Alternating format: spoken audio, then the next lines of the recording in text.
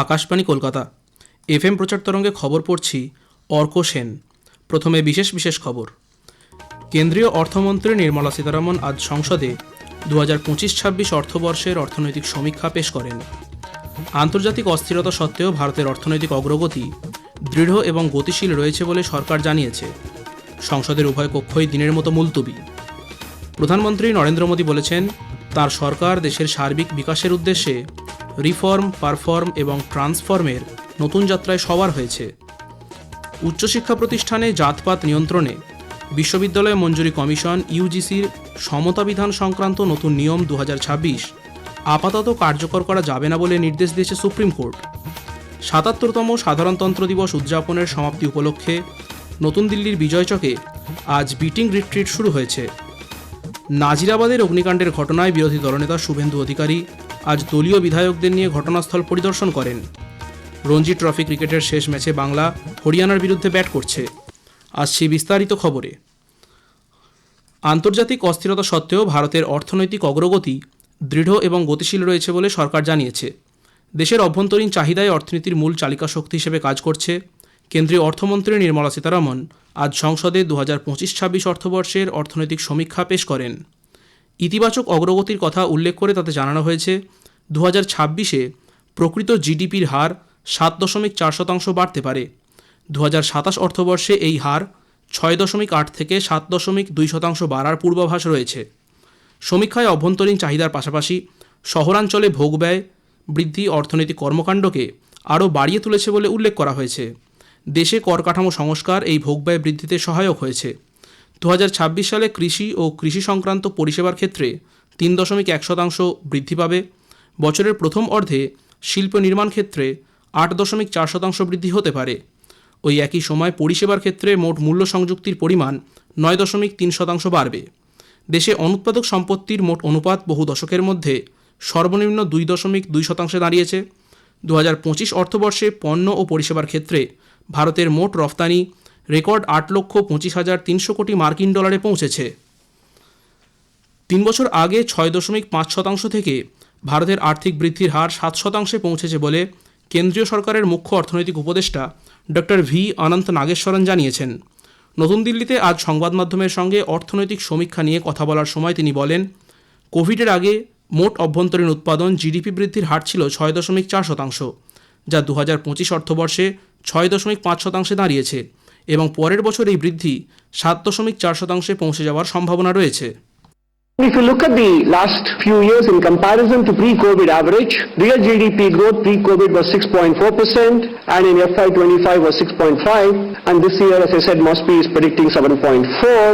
Private final consumption expenditure growth is 7% for this year on top of 7.2 last year, and in real terms gross fixed capital formation is going to be a lot better. কেন্দ্রীয় অর্থমন্ত্রী নির্মলা সীতারামন এই অর্থনৈতিক সমীক্ষা পেশ করার পরেই লোকসভা ও রাজ্যসভার অধিবেশন দিনের মতো মুলতবি হয়ে গেছে। আগামী 1 ফেব্রুয়ারি রবিবার 2026-27 অর্থবর্ষের কেন্দ্রীয় বাজেট পেশের দিন সভা ফের বসবে। উল্লেখ্য, বাজেট অধিবেশনের প্রথম পর্ব চলবে 13 ফেব্রুয়ারি পর্যন্ত, দ্বিতীয় পর্ব 9 মার্চ থেকে শুরু হয়ে 2 এপ্রিল পর্যন্ত চলবে। প্রধানমন্ত্রী নরেন্দ্র মোদী বলেছেন, দীর্ঘদিনের জমে থাকা সমস্যাকে সরিয়ে রেখে দেশ দীর্ঘস্থায়ী সমাধানের লক্ষ্যে এগিয়ে চলেছে। তার সরকারকে সংস্কার, প্রদর্শন এবং রূপান্তরের প্রতীক হিসেবে চিহ্নিত করা হয়েছে। দেশ রূপান্তরের নতুন যাত্রায় সওয়ার হয়েছে। নতুন দিল্লিতে সংসদ ভবন চত্বরে আজ বাজেট অধিবেশনের দ্বিতীয় দিনে শ্রী মোদী সাংবাদিকদের বলেন, সরকারের কল্যাণমূলক প্রকল্পের সুবিধা সমাজের প্রান্তিকতম মানুষের কাছে পৌঁছে দেওয়ার ওপর কেন্দ্র বিশেষ জোর দিয়েছে। 2047 সালের মধ্যে বিকশিত ভারতের লক্ষ্য অর্জনে পরবর্তী 25 বছর অত্যন্ত গুরুত্বপূর্ণ বলে জানান তিনি। প্রধানমন্ত্রী বলেন, গতকাল সংসদ ভবনে রাষ্ট্রপতির অভিভাষণের মধ্য দিয়ে সরকারের প্রতি দেশের 140 কোটি মানুষের বিশ্বাস প্রতিফলিত হয়েছে। 2047 विकसित भारत के लक्ष्य को प्राप्त करने के लिए ये महत्वपूर्ण 25 वर्ष का दौर आरंभ हो रहा है और इस शताब्दी की दूसरे क्वार्टर का ये पहला बजट आ रहा है। সাম্প্রতিক ভারত ইইউ মুক্ত বাণিজ্য চুক্তির বিষয়ে প্রত্যয় ব্যক্ত করে প্রধানমন্ত্রী বলেন, এই পদক্ষেপ দেশকে আত্মনির্ভর ভারত গঠনের পথে এক বড় চুক্তি বলে উল্লেখ করেন। তিনি বলেন, ভারতের গণতন্ত্র এবং জনবিন্যাস বিশ্বের কাছে নতুন আশার সৃষ্টি করেছে। গণতন্ত্রের মন্দির হিসেবে চিহ্নিত সংসদে সেই ভূমিকাই পালন করার আবেদন জানান তিনি। आज समय व्यवधान का नहीं है, आज समय समाधान का है। आज प्राथमिकता व्यवधान नहीं है, आज प्राथमिकता समाधान है। मैं सभी माननीय सांसदों से आग्रह करूंगा कि वे आए, राष्ट्र के लिए आवश्यक समाधानों के दौर को हम गति दें, निर्णयों को हम शक्ति दें और लास्ट माइल डिलीवरी में हम सफलतापूर्वक आगे बढ़े। বিজেপি সাংসদ ও সারা ভারত বণিক সভার সাধারণ সম্পাদক প্রবীণ খান্ডেলওয়াল ভারত ইইউ চুক্তিকে ঐতিহাসিক আখ্যা দিয়ে বলেছেন, এর ফলে দেশের যে ক্ষুদ্র শিল্পপণ্যগুলি আগে ইউরোপীয় বাজারে ঢুকতে পারত না, এখন সেগুলি ইউরোপীয় বাজারে রপ্তানি করা সম্ভব হবে। আকাশবাণীর সঙ্গে এক সাক্ষাৎকারে প্রাক্তন বিদেশ সচিব ও রাজ্যসভার সাংসদ হর্ষবর্ধন শ্রিংলা বলেন, দেশের বাণিজ্য যখন চড়া মার্কিন শুল্কের কারণে ক্ষতিগ্রস্ত হচ্ছে, সেই সময়ে ভারত ইইউ মুক্ত বাণিজ্য চুক্তি বিশেষ গুরুত্বপূর্ণ। উচ্চশিক্ষা প্রতিষ্ঠানে জাতপাত নিয়ন্ত্রণে বিশ্ববিদ্যালয় মঞ্জুরি কমিশনের সমতা বিধান সংক্রান্ত নতুন নিয়ম 2026 আপাতত কার্যকর করা যাবে না বলে নির্দেশ দিয়েছে সুপ্রিম কোর্ট। এই সংক্রান্ত 3টি মামলার শুনানি করতে গিয়ে প্রধান বিচারপতি সূর্যকান্ত ও বিচারপতি জয়মাল্য বাগচির বেঞ্চ জানিয়েছে, বিশ্ববিদ্যালয় মঞ্জুরি কমিশন জাতপাত দূর করতে যে নতুন নিয়ম করেছে তা খতিয়ে দেখতে প্রাক্তন বিচারপতিদের নিয়ে একটি কমিটি গঠনের প্রয়োজনীয়তা রয়েছে। প্রাথমিকভাবে নতুন নিয়মের কিছু সংস্থান অস্পষ্ট এবং সাধারণ শ্রেণী বা জেনারেল ক্যাটেগরিদের পরিপন্থী বলে জানানো হয়েছে। এই নিয়মের অপব্যবহার হবার সম্ভাবনা রয়েছে বলে বেঞ্চ জানিয়েছে। এ বিষয়ে আদালত কেন্দ্র সরকার ও বিশ্ববিদ্যালয় মঞ্জুরি কমিশনকে নোটিশ দেওয়ার নির্দেশ দিয়েছে। 19শে মার্চ ফের শুনানি। ততদিন 2026 সালের যে নতুন নিয়ম তৈরি করা হয়েছে তা চালু করা যাবে না। কমনওয়েলথভুক্ত দেশগুলির অধ্যক্ষ ও প্রিসাইডিং অফিসারদের সম্মেলন সিএসপিওসি সফলভাবে অনুষ্ঠিত করার জন্য লোকসভায় শুভেচ্ছা জানান কক্ষের অধ্যক্ষ ওম বিড়লা। এ মাসের 14 থেকে 16 তারিখ পর্যন্ত সিএসপিওসি অনুষ্ঠিত হয়। এই সম্মেলন ভারতে 16 বছর পরে অনুষ্ঠিত হল। 53টি কমনওয়েলথভুক্ত দেশ ও 14টি আধা স্বায়ত্তশাসিত সংসদের প্রতিনিধিরা এই মঞ্চে উপস্থিত হন। 60 জন অধ্যক্ষ সহ প্রায় 200 জন প্রতিনিধি এই সম্মেলনে অংশগ্রহণ করেন। ये सम्मेलन 53 राष्ट्रमंडल देशों और 14 अर्ध स्वायत्त संसदों के अध्यक्ष और पीठासीन अधिकारियों को एक मंच पर लाता है। मुझे आपको सूचित करते हुए प्रसन्नता हो रही है, इस सम्मेलन में रिकॉर्ड अभी तक सीएसपीओ सम्मेलन में पूरे देश में सबसे ज्यादा 60 से अधिक पीठासीन अधिकारी और 200 डेलीगेट्स ने इसमें हिस्सा लिया। আজকের প্রসঙ্গ অনুষ্ঠানে এবারের বিষয় প্রগতি। আজ শুনবেন বিশেষ আলোচনা, নতুন ভারত গঠনে সারা দেশে সড়ক যোগাযোগ ব্যবস্থার বিস্তার। ইন্ডিয়ান ইনস্টিটিউট অব ম্যানেজমেন্ট কলকাতার অবসরপ্রাপ্ত অধ্যাপক প্রফেসর সুজয়া বসুর সঙ্গে কথা বলেছেন কাশফিন নাহার।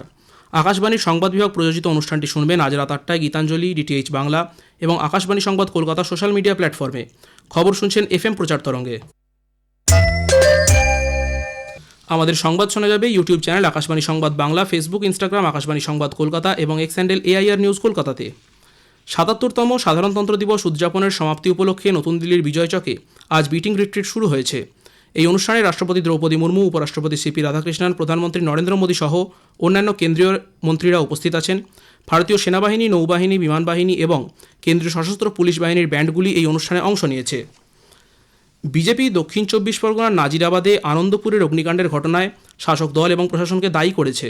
বিরোধী দলনেতা শুভেন্দু অধিকারী আজ বিজেপি বিধায়কদের নিয়ে মিছিল করে পুলিশি অনুমতি ছাড়া ও 163 ধারার বিধিনিষেধের মধ্যেই ঘটনাস্থল পরিদর্শন করেন।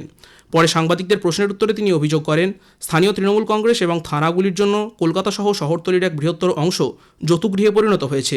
মৃত্যু মিছিলের পরও মুখ্যমন্ত্রী কিভাবে সেখানে না গিয়ে থাকতে পারলেন তা নিয়েও প্রশ্ন তোলেন তিনি। আমরা এখানে পৌঁছালাম, পাশে দাঁড়ানোর বার্তা দিলাম। প্রত্যেকটা নিখোঁজ পরিবার আমাদের কাছে আছে। এমএলএ অশোক দিন্দার নেতৃত্বে আমাদের টিম পুরো তাদের সঙ্গে থেকে কাজ করছে। মুখ্যমন্ত্রী তার বাড়ি থেকে 10 কিলোমিটার দূরে এই ঘটনার 3 দিন পরেও এখানে সুযোগ নিলেন না। এবার মমত্ববোধ, মানবিকতা, প্রশাসনিক দায়বদ্ধতা, সাংবিধানিক দায়বদ্ধতা, তার রাজধর্ম তিনি এখানে পালন করলেন না। নাজিরাবাদে কারখানায় অগ্নিকাণ্ডের ফলে শ্রমিক মৃত্যুর প্রতিবাদে বিজেপির মিছিল অনুমতি দিয়েছে কলকাতা হাইকোর্ট। সকাল 11টা থেকে বিকেল 3:30-র মধ্যে মিছিল শেষ করতে হবে। 2000-এর বেশি কর্মী সমর্থক মিছিলে থাকতে পারবেন না। নরেন্দ্রপুর থানার 200 মিটার আগে শেষ করতে হবে মিছিল। রঞ্জি ট্রফি ক্রিকেটে হরিয়ানা আজ টসে জিতে বাংলাকে প্রথমে ব্যাট করতে বাঁচিয়েছে। শেষ খবর পাওয়া পর্যন্ত বাংলা 4 উইকেটে 149 রান করেছে। শেষ করার আগে খবরের বিশেষ কিছু অংশ আরও একবার। কেন্দ্রীয় অর্থমন্ত্রী নির্মলা সীতারামন আজ সংসদে 2025-26 অর্থবর্ষের অর্থনৈতিক সমীক্ষা পেশ করেন। খবর শেষ হলো। এর পরের খবর শুনুন 6:35 মিনিটে।